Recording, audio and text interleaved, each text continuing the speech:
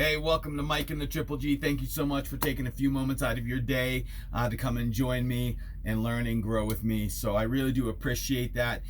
If you want to see some stuff that's more about my own bus journey, go ahead, hit up my Instagram. Link is in the description. Now, you probably noticed already that I've started to add another type of video into my channel. So let me know what you think about that. All right.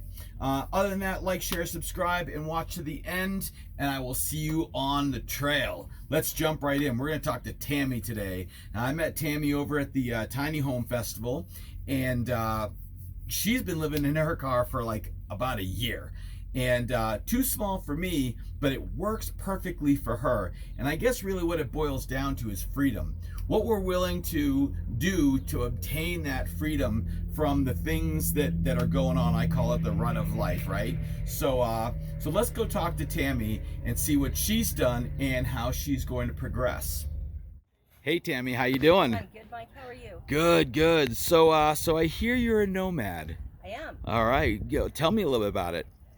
So my kids grew up, and I kind of decided that I don't need to be working as a single mom as hard as I had to pay at least over $1,000 for a place to rest for myself. Right, They right. were good. They were on their own, and everything was good. So I decided to give up my home and travel for a while. So I jumped in my car over here. It's a 2007 Saturn Ion, and I just went traveling. I installed an inverter in there, so I had electricity.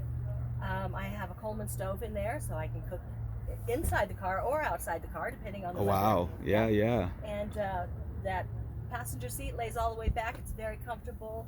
I had the window screens that were silver, one side black on the outside. So at night, I would turn the black side out. So it's already a little tinted, so I could be in a parking lot somewhere and it just looked like an empty car. Wow. They didn't know that I was having my own little party in there. It was the Saturn Kitchen, the Saturn Hotel, the Saturn Theater. It was whatever I needed to be. Wow, Yeah. cool. And how long did you live in the car? About a year. About a year. Yeah. Wow. Was there any like good times, bad times, I like to call them? Was there anything that like you're like, this is not good, and then some of the times were just like, this is the best? It was pretty much always the best. There really weren't bad times. If there were bad times, if I ended up in a sketchy place, sketchy vibe, I could just jump in and go. Right. Which was the best. And I met some really great people out there. This world is beautiful. It's a beautiful place with beautiful people. And if you just keep that good positive attitude, you're attracted to that and they're drawn to you. Absolutely. And it was probably one of the happiest times of my life because I had not a lot of responsibility because I didn't have to work myself to death to pay all those bills. Right. And I could just do what I wanted and enjoy nature and the planet and the people. And Cool. just that freedom that came with all of that. Freedom is a nice thing. Indeed it is. Yes. Cool. So now, do you have any plans moving forward? Like maybe we're at a tiny home festival, so Yeah. are you thinking maybe go with a tiny home next, or maybe a van, or another car, or a bus, or what your plans look like? Great questions, and I'm here to explore and learn about all the opportunities. My original plan was the van life kind of thing, so I think I want to get maybe a little bigger vehicle. This one now has 278,000 miles on it. Okay. And she's great. She runs great. I've taken good care of it. I'm a mechanic's daughter. My sons are mechanics, so they help me out along the way. And I think she's still got a few more miles in her, but there's going to be a time that I have to move on. Right. Right. So I thought about a van. I have thought about a tiny home. I came back. My father lives over here. He recently passed and wants me to sell the property. So I can't really be too stationary. I'm not going to have that land forever. So mobile is the way to go. I'm kind of a gypsy at heart. So I'm okay with that, and I don't really like being stuck in one place. I'm adventurous, and I'm getting into my years where I can do that if I want to. I'm still healthy enough and adventurous enough, and that's my plan. So I think it's going to be another mobile plan, maybe a van, maybe one of these vans. What did you call that van over there? Transit van. Transit van. Yeah. That would be pretty great. Yeah, those are pretty cool. Yeah, really they are. I mean, there's so much versatility and security in it. Climate control, all of that, and So I've been following a lot of YouTube channels. Yours is my next one to follow. Cool. Now. Thank you so much. To check I'm you out. excited too. Yeah. So yeah, I learned a lot from the van life channels and from some other people that are doing that kind of thing. So yeah, I like it. I like the plan. Cool. All right. Yeah. Well, now, if for all the people that are watching that are thinking about taking that leap of faith into this type of lifestyle, what's your best advice for them? What would you recommend? You have to have a free spirit. You have to be resourceful, and you have to not be a creature of comfort, and willing to be flexible.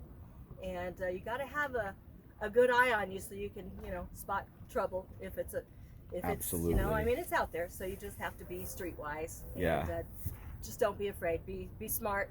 Have ways to protect yourself if necessary. Be in communication with your people so they know where you're at. Yeah. And just learn to live off grid and just enjoy nature. Cool. Yeah. That's great information. All very valid. Now, do you have an Instagram or a YouTube or somewhere that people can follow your journey if you want them to? Not yet. Okay. Not all right. Yet, but I'm inspired to do that, having met you today. Cool. All right. Well, thank you so much for the interview. I really appreciate it. And we'll cross paths again, I'm sure, on the road sometime. Yes, I hope so. Thank you, Mike. Thank you. Wow, I love that. I love that. I hear it so often. We end a certain life cycle, and we can either, kind of go with what we know and kind of hang out there and, change it up a little bit, or we can take it to the next level and go follow your dreams. And that's exactly what she did. And she found freedom. Now, of course, nothing is ever free. I mean, there's always going to be challenges, right? So, there's leaving one set of challenges and moving to a different type of challenges. But within that, she's got the freedom to go and be wherever she wants. You heard her say it. She's in a car. It's, the Saturn Hotel. It's a Saturn kitchen. It's a Saturn, movie theater. I mean, it is everything that she needs. And I think that's really important to understand, is that you don't need a bus, or you don't need a transit van, or you don't need anything specific. That's all about your style and what you want, what you envision, right? But you can be as simple as a car with an inverter. You can cook, you can watch movies, you can do anything you want in there. And I think that's important. You don't have to go, super, super huge, go big or go home, as we say, right? You don't have to do that. She found her freedom simply by getting in her car and saying, I'm traveling. And I'm so happy for her. And I can't wait to see what she decides to go with. I think she's going to go with a transit van, because when we were talking about her eyes, we're like, ooh, transit van, I like that. So we'll see what she does. And again, I love that one, and I can't wait to see her out on the trail somewhere. So until next time, thank you for watching Mike and the Triple G. We'll see you out on the trail.